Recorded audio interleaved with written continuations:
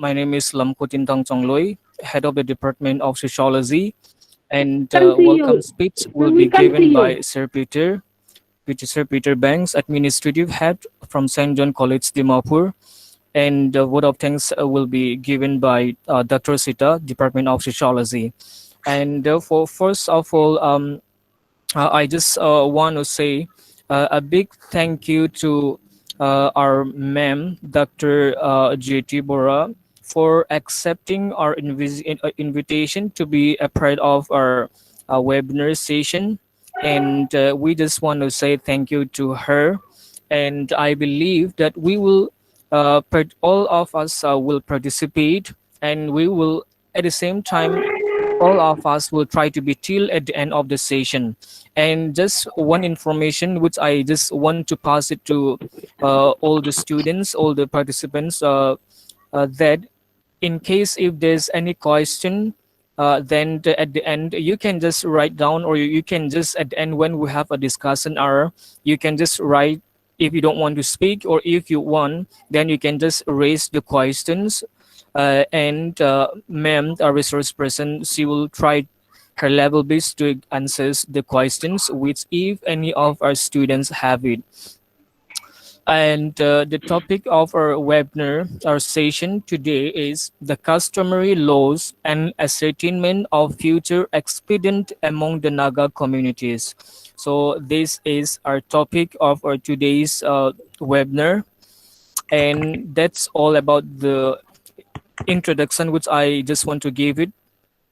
And now I would like to give a welcome speech to Sir Peter Bank, Administrative Head, St. John College, Dimapur.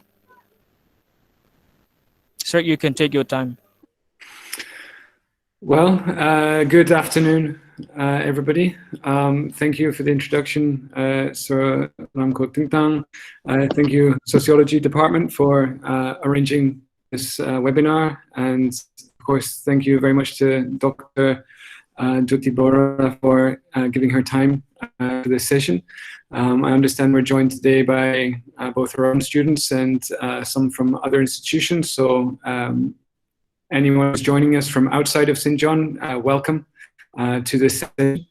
You're going to be hearing today, from an expert in this field, and it's always interesting to hear about the tribal customs and the customary laws of different areas. I come from a small community in Scotland, and over time, many of the traditions and customs of my ancestors are a little bit being washed away by modernism and the connection to the wider Western society. And learning about your history and learning about the traditional laws and knowing where you come from is a very important thing. Even as the world grows smaller, and here we are today, coming from all different places, connecting online. The world is becoming a smaller place with modern infrastructure, the ability to communicate over long distances, to collaborate with people from different places, from different backgrounds, different cultural heritage.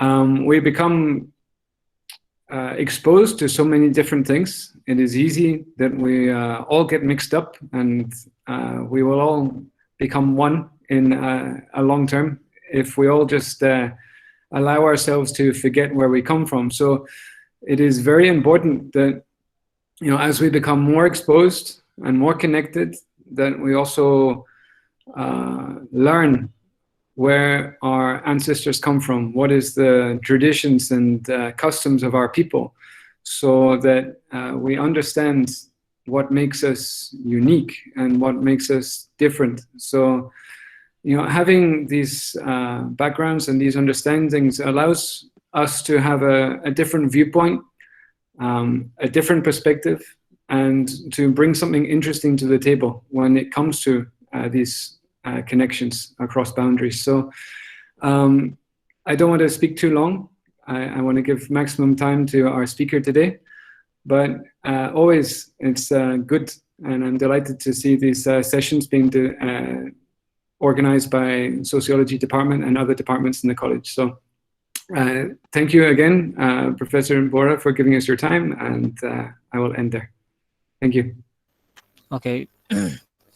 Thank you so much, Sir Peter Bank, for your warm welcome speech.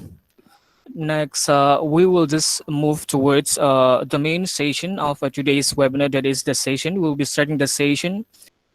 Before we hand over the programs to the main speaker, Dr. Professor Barooah, I'll just would like to introduce her as well, and the work which she was doing, and see what she presently is all about. So we have main speaker today is Professor Jeuti Barooah, who was actually working as a professor uh, for Central Tribal and Customary Law in the University of Jharkhand, and she took her PhD from Dibrugarh University Assam in 1990, and became a director LRI, that means Law Research Institute in Gauhati in 1992, and she left the institution as a director in 2011. And she has 65 book publications and 5 under in process. And she has more than 79 articles published in a reputed journal and magazine. So I'll be presenting a few slides of uh, the topics which is going to talk about in our today's webinar. So the main aspect or the main idea which we will be talking about is customary law of the different tribes of the Nagas found in Nagaland. Actually, when I just went through about his or her publication, she covered almost all the major tribes of the Nagaland. So these are the books which she was publishing based on the customary law against a particular tribes in Nagaland. So this is number one, the customary laws of the Nagas of Nagaland. It's a book published which uh, Professor Jeuti Barooah has published, the customary law of the Lotas of Nagaland. Next, we have the customary laws of the Cognac Nagas of Nagaland. Next, we have the customary laws of the Pom Nagas of Nagaland, customary laws of the Chang Nagas of Nagaland, customary laws of the Puteri Nagas of Nagaland, laws of the Rengma Nagas of Nagaland, customary laws of the Sangtam Nagas of Nagaland, customary laws of the Kemungan Nagas of Nagaland, customary laws of the Yamsur Nagas of Nagaland, customary laws of the Sumit Nagas of Nagaland, and the customary laws of Sikasang Nagas of Nagaland. And next we have the Nagaland. And actually these are which I'm present now are of the book which she had published in collaboration with Buddhist something like that, which she will be mostly focusing on the tribal. So what I mean to say is like she did, and she had covered almost all the major tribes, and she did studies about the laws of the Nagas of the Nagas. Really amazing. And this is a state level seminar on law of Nagaland at Kohima, which was conducted in 2005, state level seminar. And this is what she was actually presented in the seminar. Mr. L. Chongloi, Head of the Department of Sociology, St. John College, Dimapur, Nagaland, students, faculties, academicians, and all the invitees and participants of this webinar. Good afternoon, everybody. I feel honored for being invited as a guest speaker in the webinar to deliver a speech on any topic, whatever I like, for the welfare of the students in particular. Reciprocally, I must express my gratitude to the Department of Sociology for giving me this liberty to select a topic of my own. This is a customary practice for acknowledgement, universal in character. Customary practices, rules, and regulations are the unwritten or uncodified codes of conduct. They acquire public sanction in due course. Such practices and rules may undergo changes, modifications, alterations, etc., along with the social change. But the customs are the characteristics of a society with the identity of its own since time immemorial.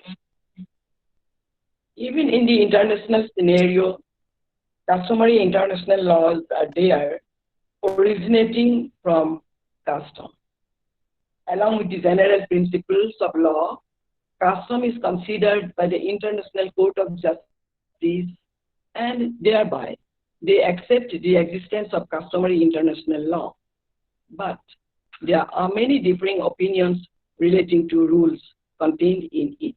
Actually, it is also a debatable point. Then you see that application of customary laws in the process of administration of justice in any tribal society is an important aspect for maintaining peace and harmony in the society.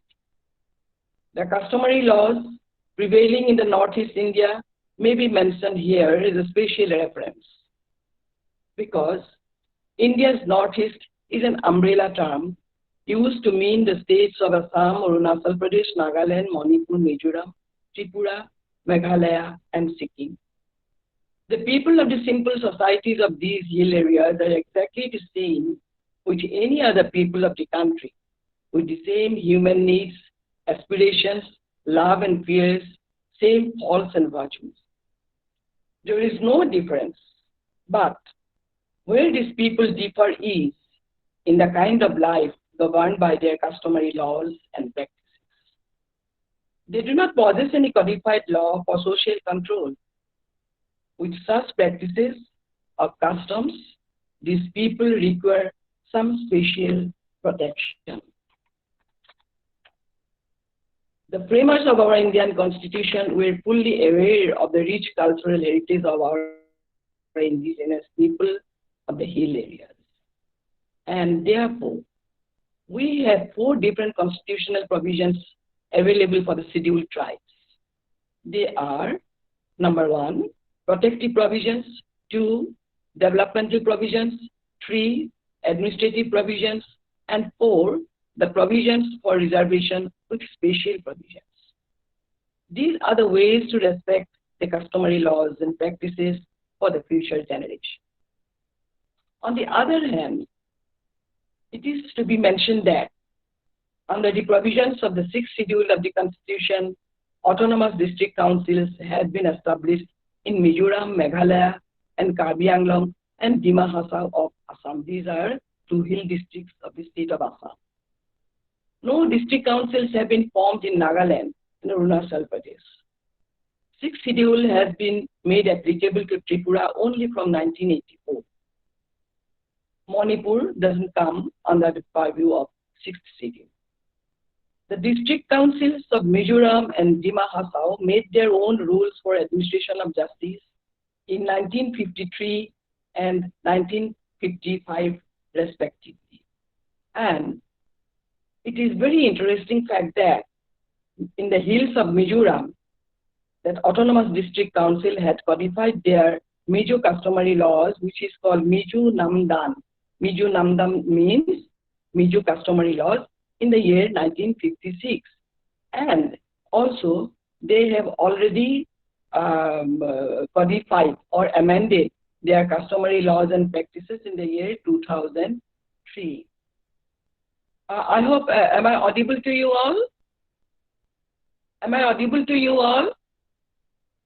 Yes, ma'am, it's audible, but sometimes it's tracking now, so the voices are not so clear. But I think it's audible.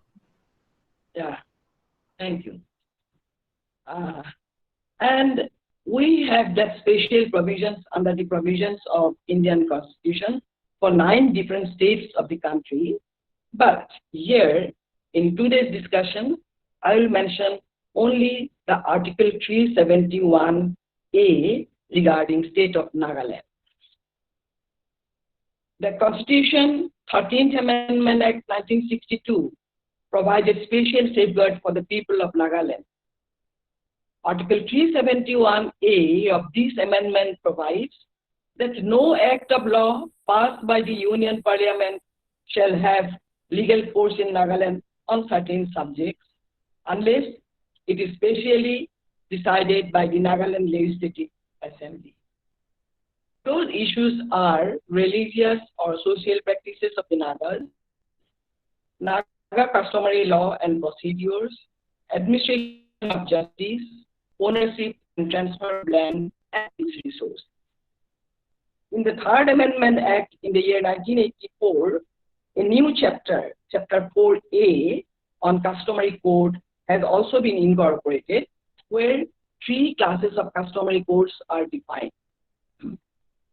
They are village codes, subordinate district council codes, district customary codes, and district customary code. Accordingly, each village shall have a village code constituted by the members of the village council, including the Gauhati of the respective villages. Village code is empowered to try cases of civil and miscellaneous in nature falling within the purview of the village or tribal laws and customs.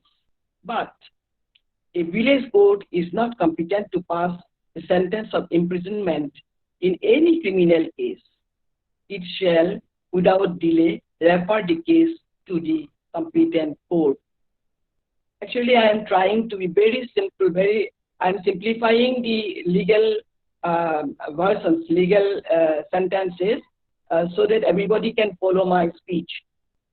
As simple as possible, I am trying for that. Among the scheduled tribes of the Northeast India, the village council is so strong and organized that they do not need any assistance from the modern court for administration of justice.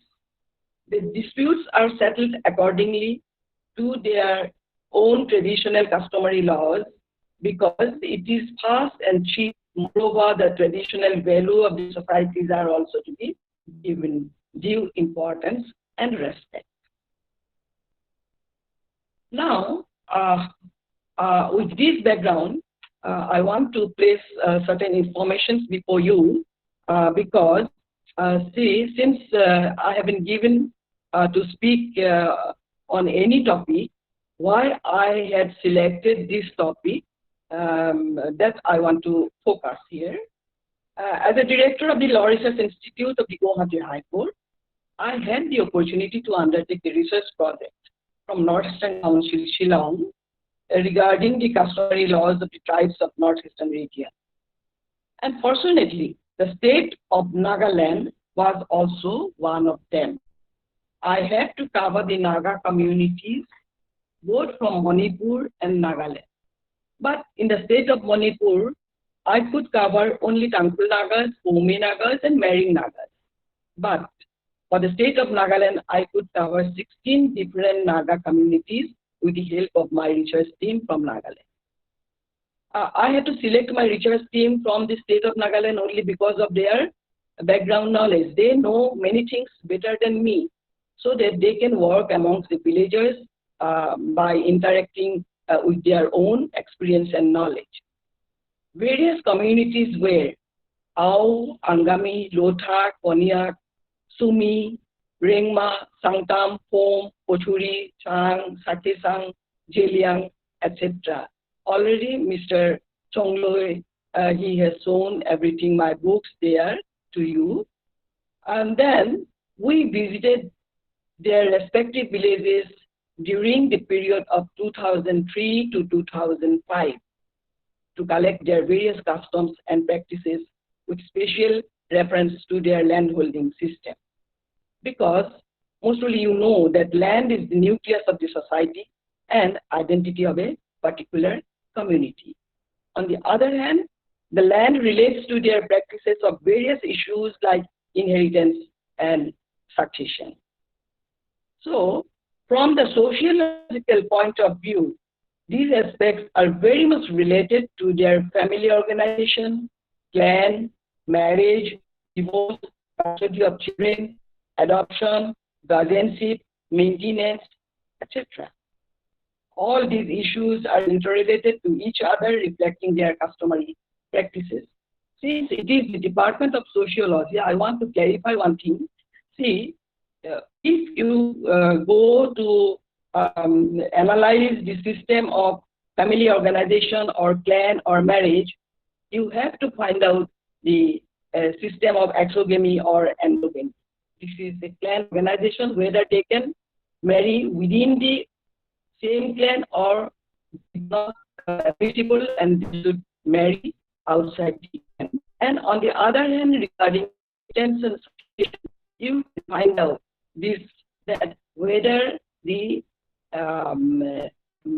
issue is only permissible to inherit their property, or only the youngest son is able to. It is called simultaneous for the elder and ultimate. And customer practice varies from tribe to tribe. Even I can say that it is that customary practices among the Nagas are also prevailing among the folks. The tribe will see the various stuff. If you analyze all the customary laws and practices before taking any project or study or before finalizing your decision. Therefore, it is an important aspect for documentation. Since it varies from place to place, without documentation, it will not be possible to say any without any. Students should do this to preserve the customary law as a means of social control for future generations.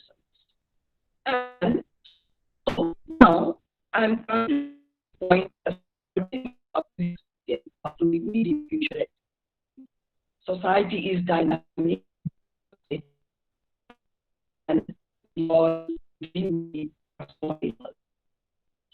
These are to meet the need of the society. Because no society can based and develop without laws and customs. Therefore, it is high time to reform by the system of administration of justice, especially with reference to the various issues of social organizations of a particular community.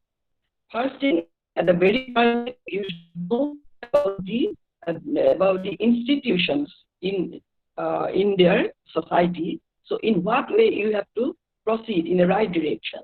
In the social changes are being observed due to the impact of urbanization and modernization.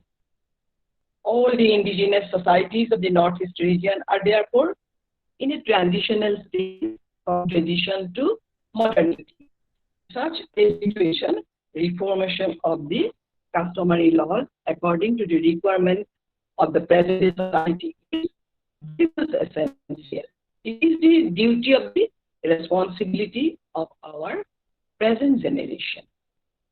Process of reformation, against customary laws are to be identified without affecting the basic structure of their customary practices. We cannot interfere in their prevailing customary law.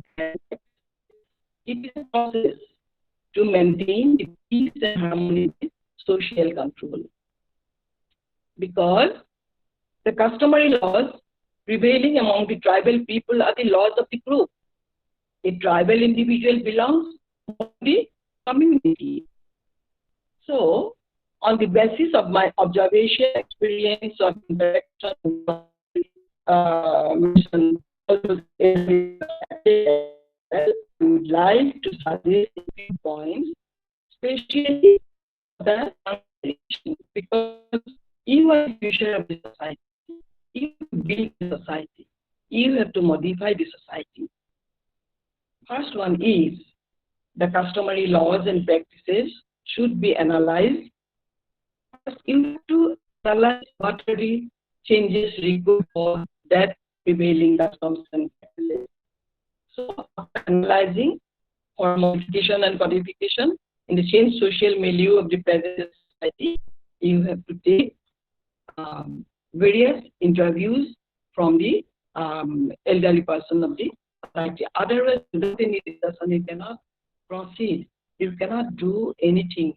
We have to take their consensus, the permission from all those people. You should be in codifying customary laws, the beneficiary provisions of the enacted legislations can be to be followed in spirit, not in lips, to maintain the sanctity of the customs and traditions. We cannot impose anything upon them. All those beneficiary provisions of statutory legislations, we cannot impose upon the custom laws and practices. It is to be kept in mind that the beneficiary legislations will be among the customary laws. Statutory laws will not be an imposition on the traditional customary laws. So, my dear students, see, after that you will have your study or you will complete your master's degree. But after having the master's degree, one can start a career at their native place to identify the needs of the society for implementation. Because this customary law is very dear to my heart.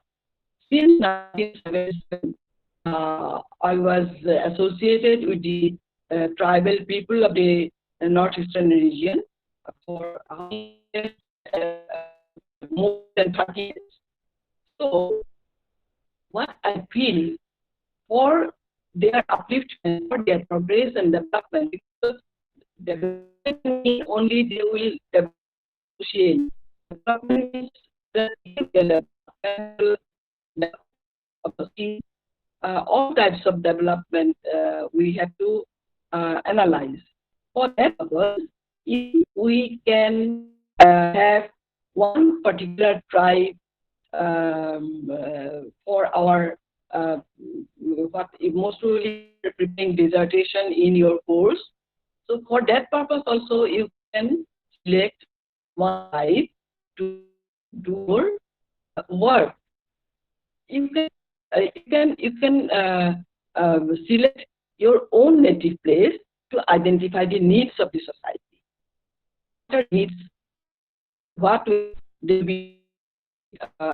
What are the changes they would like to accept or not? So, in this way, you can start your work. If all the students, present students or young generation can take one initiative from Nagaland, it will be a great contribution to your own society.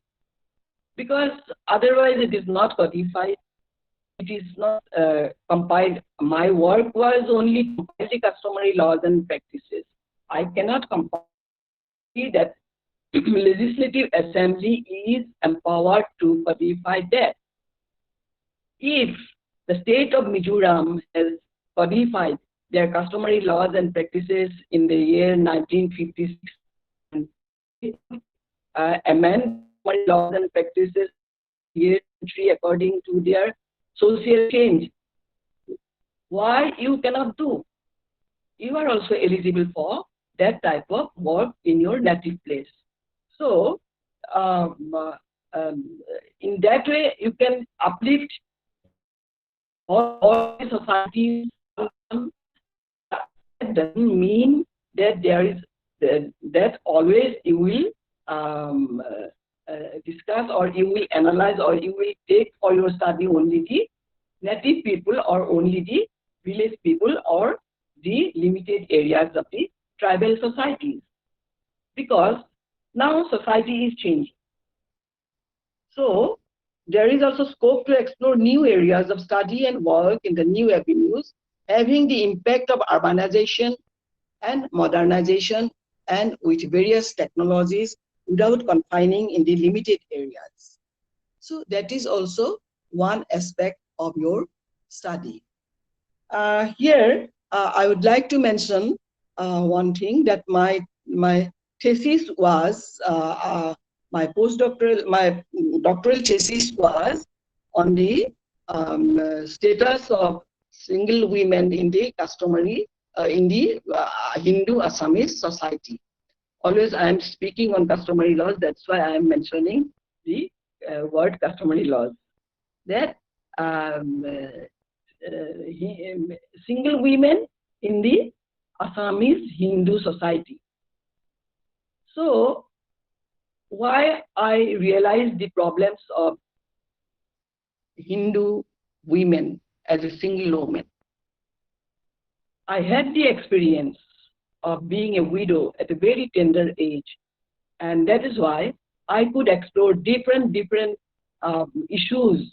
In what way they will earn money, their economical status, their developmental status, their legal status, so many status. So it is very difficult to survive a young widow in the Hindu society. So many customary practices are there, you know, that among the Hindu society.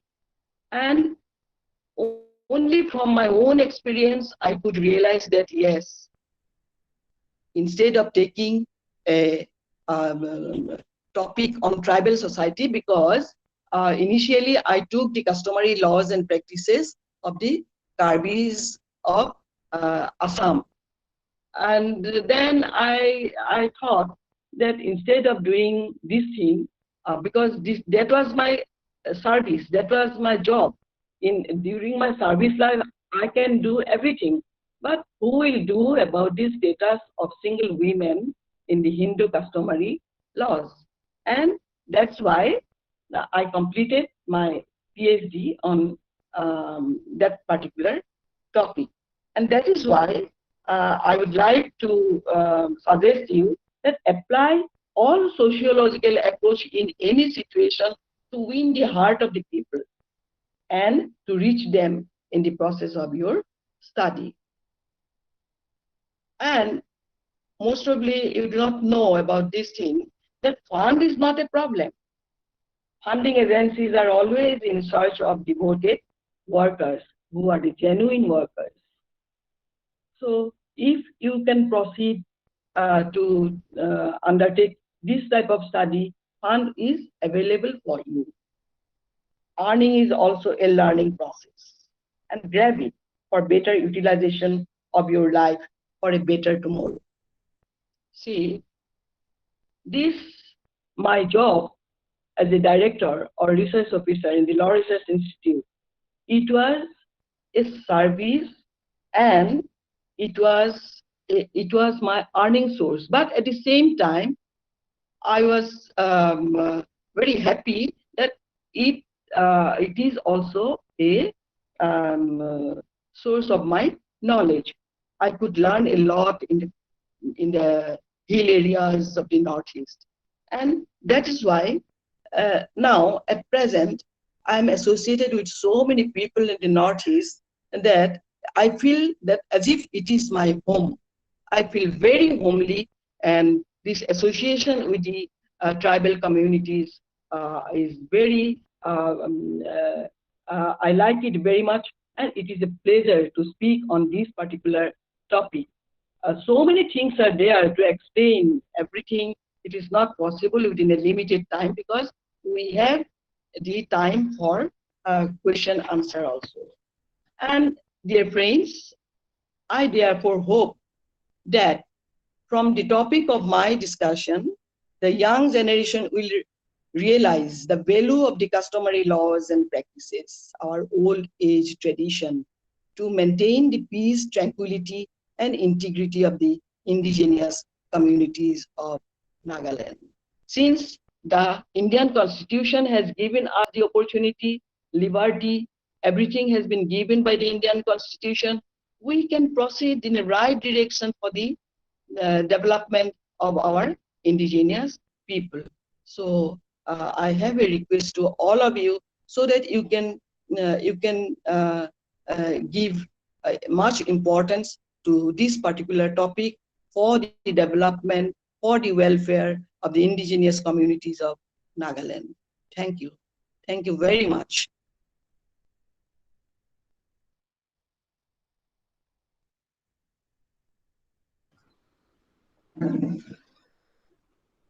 Okay.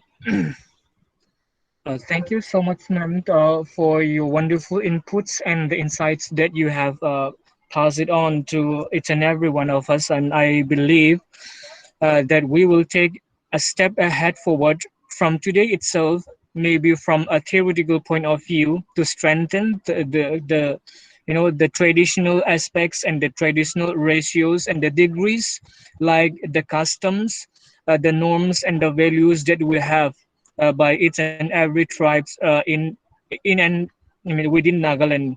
So I believe that each and every one of us will take a little bit more step ahead and look forward about what the real nature and what's the real process of the customary law is all about in the near future. And we just want to say thank you so much, ma'am. And now, since what ma'am has said, we will be having a discussion or a question hour. So if student or any faculty who are present in a session can raise the question, or if not, then they can just type the question and pass it, and we will just hand over those questions to our resource person. So now we will just open the questions, or if there's any.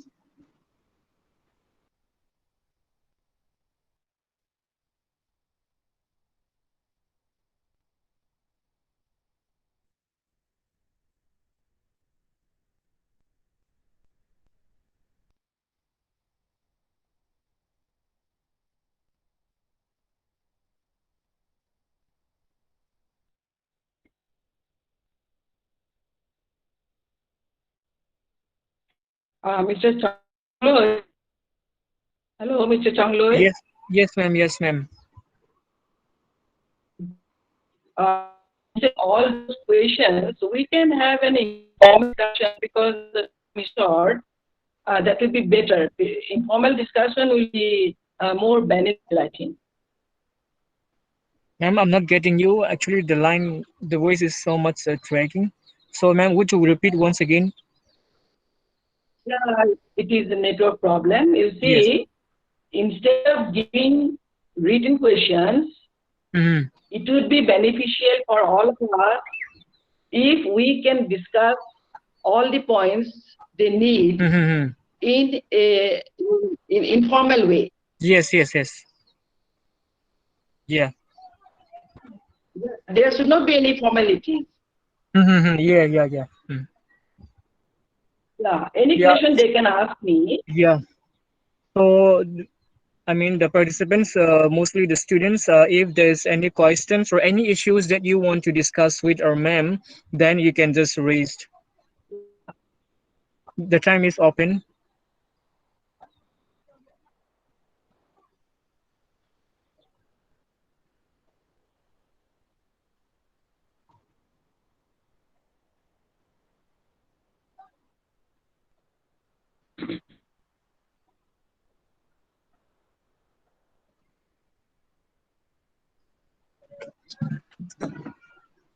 Hello, ma'am. Yes. Ma'am, I'll just ask one question. Actually, with respect to the development of the Panchayati Raj institution, which I believe that you must be really aware of it. When it comes into the Panchayati Yes. Raj Institution Act of 1951 and 1950, we have seen that there is or there are some states in different parts of the region in our country, as well as in Nagaland, and even to some extent in different parts of northeastern region. So my question is, why is that particular state not accepting the Panchayati Raj institution to be one of the the main I mean, like actors like the village council. For example, like in Nagaland, we actually have the Panchayati Raj Act, but still then we mostly follows the village council, that is the Gaunbura. So is there anything that hinders the entry of the Panchayati Raj institution? No, see, already in the Constitution of India, under the provision of Article 371A, already it has been given that we will be guided by the village code, then subordinate district customary code, and district customary code. And there is no question, therefore, for the existence of, for the interference of the Panchayati Raj. So your village council is so strong, and the Gaunbura is so strong. Village council is constituted by the members of the village Elders also. council, and so they have taken the responsibilities. They don't like to have any interference from outside. Already, Constitution has given the liberty. So Panchayati Okay. Raj is not like that.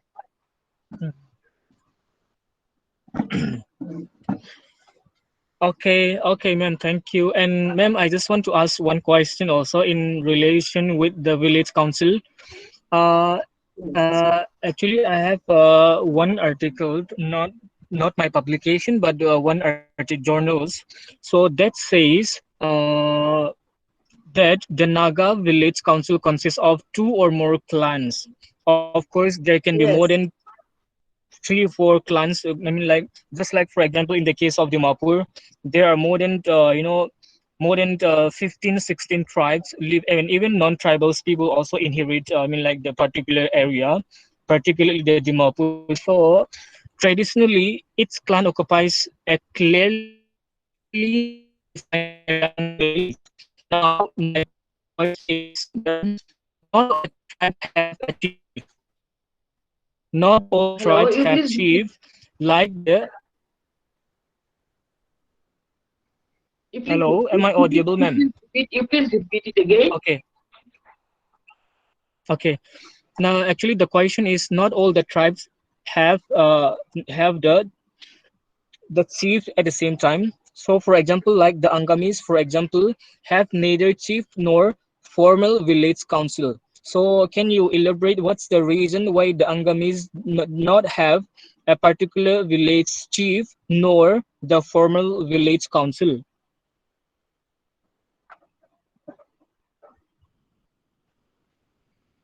Are you getting me, ma'am?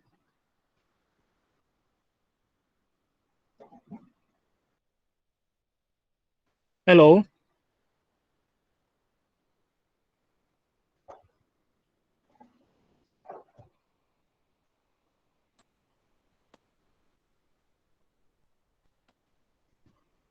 hello,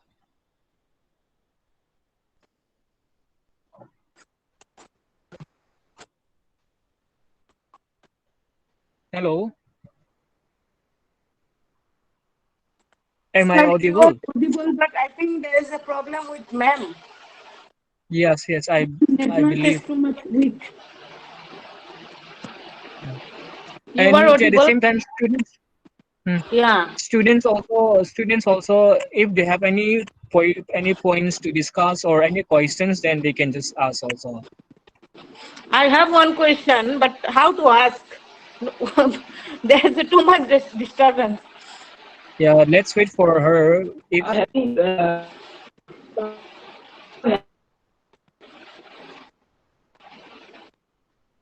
Hello, ma'am. more and sitting the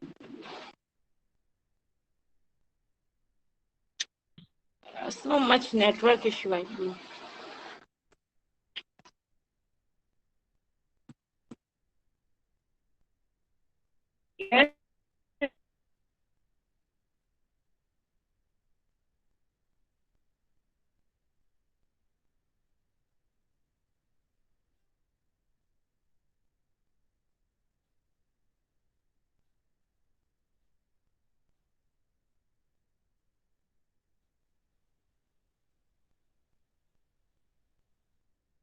Hello.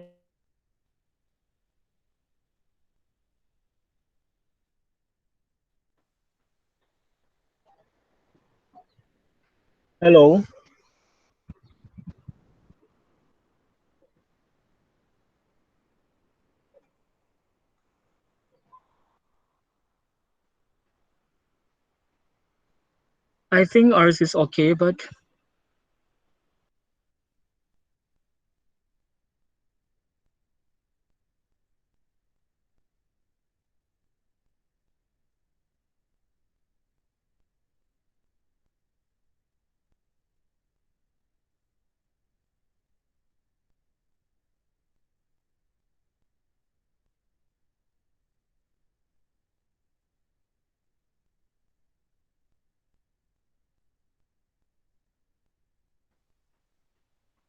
hello.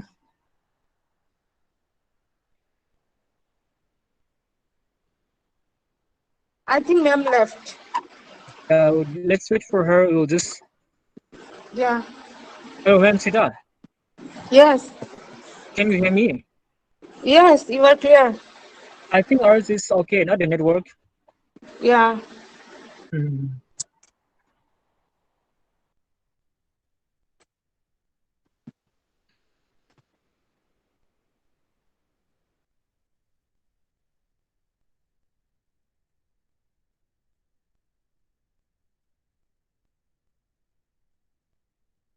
Hey, sir Tongboy. Can you just call ma'am and tell her that if she can off her video, it will be better. Just call her once.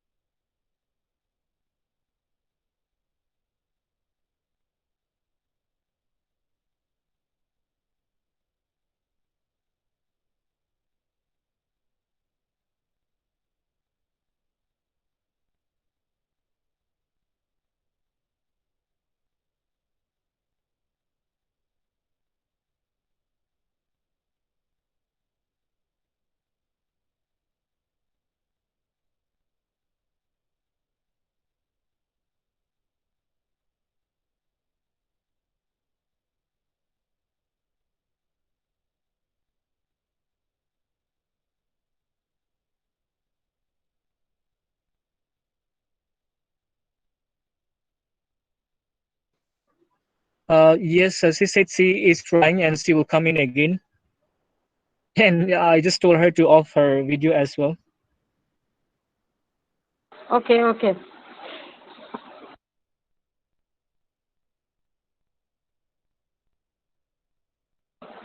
Students, don't leave the section. We are supposed to end very soon, so be with us. Don't left.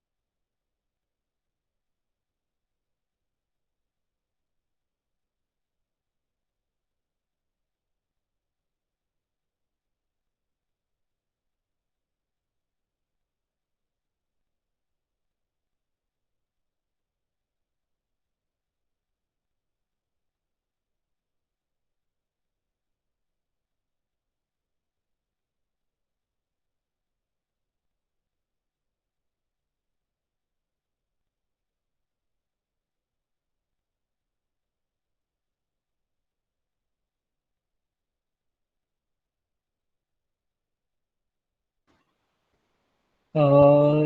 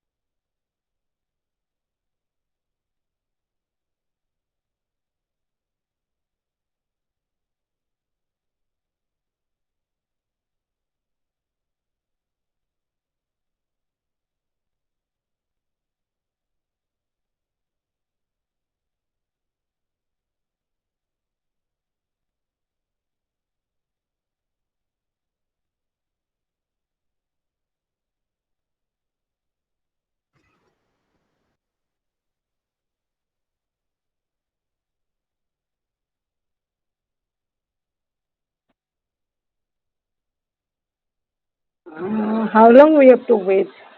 Sir? Hello. Yeah. She actually she just continued now again, and she said it's heavily raining and the network is. I mean, like it's too. The network is too bad, so the coverage is too bad. So she is trying again and again, but she's not able to Okay. attend the session again. So what she said to me was like, if there's any question, then you can just pass it to me. And lastly, what she said was she was so happy with a huge number of students, teachers, and she was really encouraged by us. I mean, by the participants, and she also wished the very best of luck to all the students in their careers, and that was what she said. So anyway, we'll just go ahead and Ma'am Sita, you can just go for vote of thanks, and we'll just wind out the session. Okay. Uh, Thank you, everyone. Am I audible to you, Sir Tongboy? Yes, Am yes, I? yes. Okay. So, uh, good afternoon, everyone. Myself, Dr. Sita Malakar, uh, from the Department of Sociology, St. John College. Uh, we are having a nice 1 hour with a webinar on Naga Customary Law. It's really privilege for me, and it's really good opportunity for me that Sir Chongboy, Mr. Namkoding Kang Chongloi, HOD Department of Sociology, he has arranged a nice webinar, and especially on the Naga Customary Law.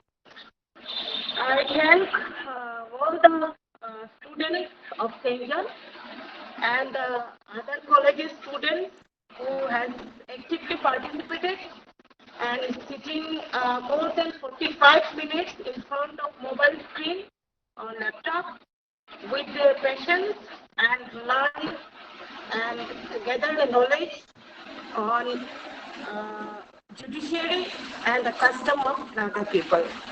I especially thank our key resource persons. She is from Central University of Jharkhand, former Professor Jeuti Barooah, and she has expressed her life experience, and also she has given a nice lecture on the Naga customary law. We learned a lot of things from her, and we hope in future also she will join us. And we are very sorry for the network problem. We are unable to meet her in the last last minute. Sorry for that. Again, I would like to thank our admin, Mr. Peter Bank, sir, who has joined us since from the beginning to the end, and he has also experienced his view. And I would also like to thank all the faculties of the Center and from the other college and universities who have joined us with this session. And with that, we are at the end of the program, and I thank all the students, all the teachers, and I once again thank Ma'am, our chief resource person for the today's webinar. I thank our principal, and because of some problems, he is unable to attend the webinar, and all the faculty. Thank you so much. Thank you for giving your valuable time. Thank you so much. Thank you from the Department of Sociology. Thank you, College. Okay, thank you, Ma'am Sita. And since Ma'am Dr. Jeuti has joined, Ma'am, are you audible? Yes, yes. Okay. Then what should we go ahead with the discussion or what do you say, ma'am? What is your suggestion? If it's okay, then we can just go ahead with the discussions. If even the students have also, and I still have one questions. Yeah, please. Within 10-15 minutes, will it be okay?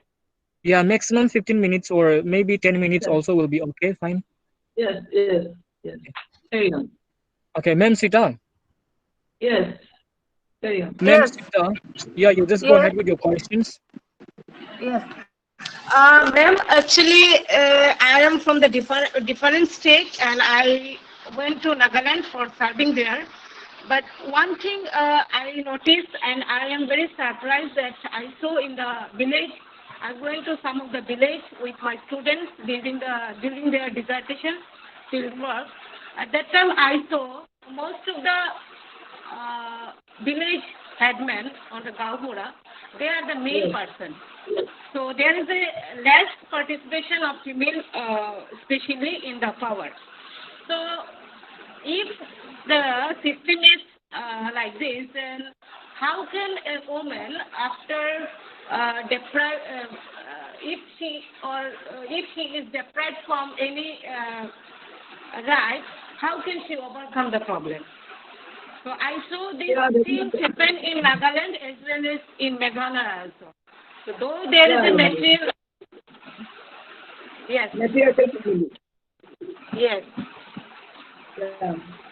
So the property and inheritance already I have mentioned that it is a problem for especially the indigenous communities. They don't have that codified law, and that is why they are being deprived of having the share in the property. Hello? Yes. Hello? Audible? Yes, ma'am. You can continue. Yeah. And these are the special points to be discussed with your village council. Whether they will be able to answer it properly, I don't know. But it is a matter of succession and inheritance. Village council is the main source of information.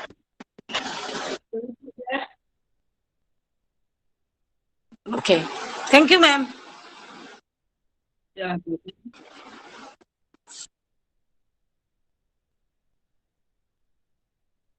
So from students, if there's any question, then you can just ask, ma'am. Yes.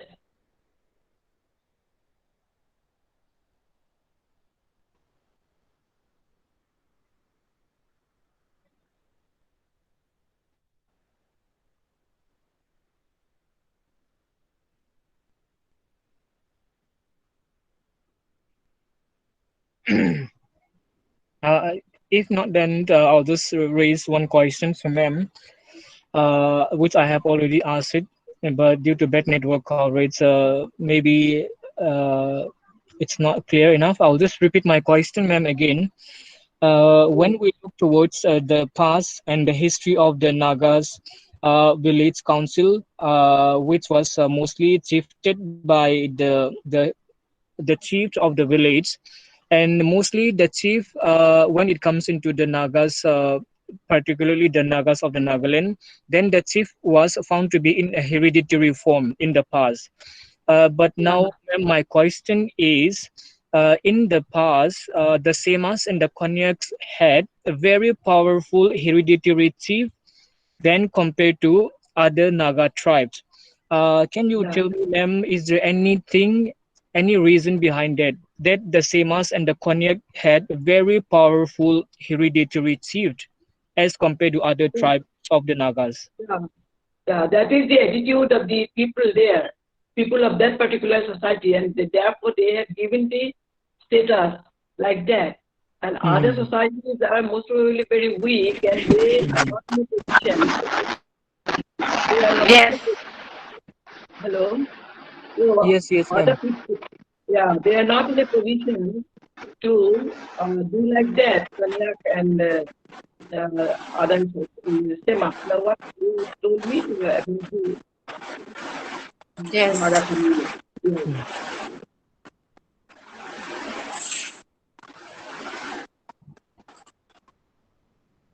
Okay, ma'am, thank you. Not And so much. one point more, say that public opinion is also very much strong. If Yes, exactly. public opinion is there, the chief will be very strong and he can do everything. In Yes, some yes. of the places, most probably public opinion is not there due to their ignorance and lack of awareness. And these are also some of the points to be discussed or to be analyzed, why they are strong and why they are not strong. Yeah. And ma'am, then not exactly the question, but just a kind of a discussion. So, Yeah. do you think that this type of hereditary, from I mean, one after the grandfather's death, the father, and after the father, the son, and after the son, the grandson, like that. So that is Yes. found. I mean, like from the historical point of view. So when we Yes. talk about the development of the village council, particularly the development brought by the panchayat with different schemes and all. What do you say, according to your research, that is there still that type of hereditary system prevails among the Naga society? Because Yeah, when we most talk probably. about the village council, it should be elected by the villages or by the elected members of the particular units or colonies like that. But when we talk about the historical perspectives, we see that the clans are in a hereditary form. So after the grandfather, the father, after the father, the son, exactly, actually. So with the development of the democratic form of government, that is the village council or the panchayat, what Yes. do you say, or from your research point of view, that is there any continuation of this hereditary system of kinship among the Naga society? See, only because of the continuity of the change, social change in the society, some of the customs are being changed. And that is why it is the important point to analyze it again. I completed everything in the year 2005. That means 15 years back. And so many changes are there. And without any present knowledge, without any updated knowledge, some of the things are not possible to answer. Okay, ma'am. Yeah. But actually, just like what I have said, actually, it's mostly still now, ma'am. I feel like mostly it's still prevailing in most of the tribal or in most of the district in a village, no? Yeah, So it's that is mostly in their a form of customary law. hereditary, not Yes, on the that is basis their, of elected. yeah. So Yeah. they are So, ma'am, what I maintaining, feel is like, so they are maintaining their customary laws and practices since time immemorial, and they are not changing their, so their this type of customary practice for inheritance and succession. yes, ma'am. I think so. Actually, yeah. When we talk about the historical perspective, then it's okay. But what I feel Yeah. is like, since we are in a modern democratic scenario, then when Yes. it comes into a village council, it should be the elected members of the village council should be on the basis of the election. What I feel is Yes. like, Yes. But not they are on the continuing basis still of with, hereditary. No? They are still continuing their original customary laws and practices, and that is Yes, yes, ma'am. because I have already told you that that society is now in a position of tradition to modernity. It is in a transitional stage from tradition to modernity. Yes, yes, yes, ma'am. Yeah, that's why we have to wait and see. And also, we cannot impose anything on the village council. Yes. Okay, ma'am. Thank you so much. I think Benny Holly wanted to ask one question. Where is she? Yes. Benny Holly, Yes, okay. afternoon, ma'am. Yes, I wanted to ask one question about the challenges faced by the village council and VDP. village council and VDB, Village Development Board. yeah.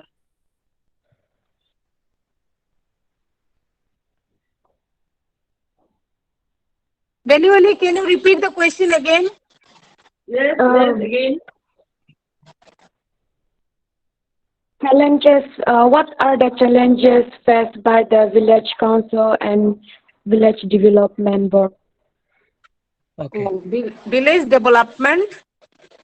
Board. Village Block. development board. Challenges of the village council and the VDBs. Village What you development see? block. So there is a competition now. So village development is a new step for the modernization, for the impact due to the impact of modernization, and that is why in what way village council will proceed, that is not known to us. What step they will take along with the village development. That is a new era. That is a new step.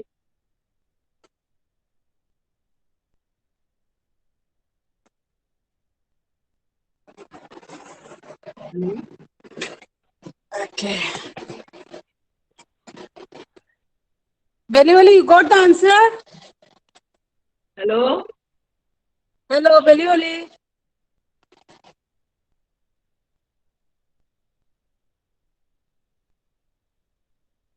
Hello, Benny Holly, are you there?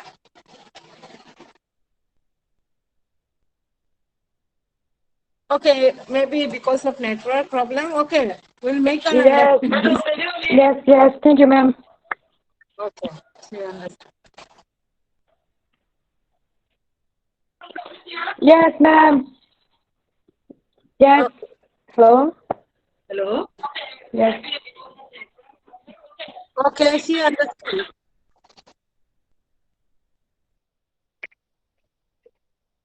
And we can just have a discussion. If not, then we will just end our session.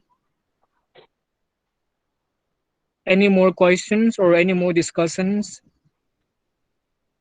from No. students? No one is coming. It's okay, I think. We can wind up now.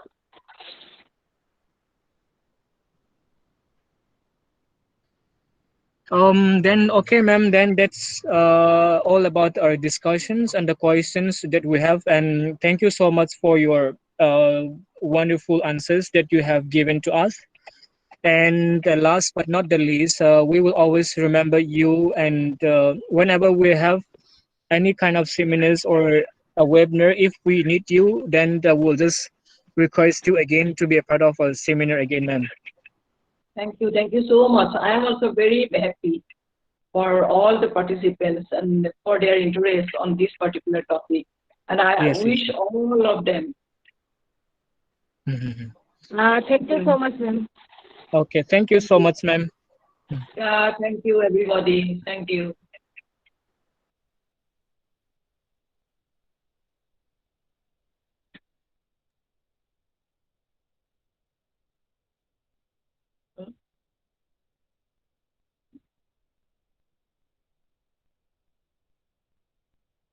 Yes, sir.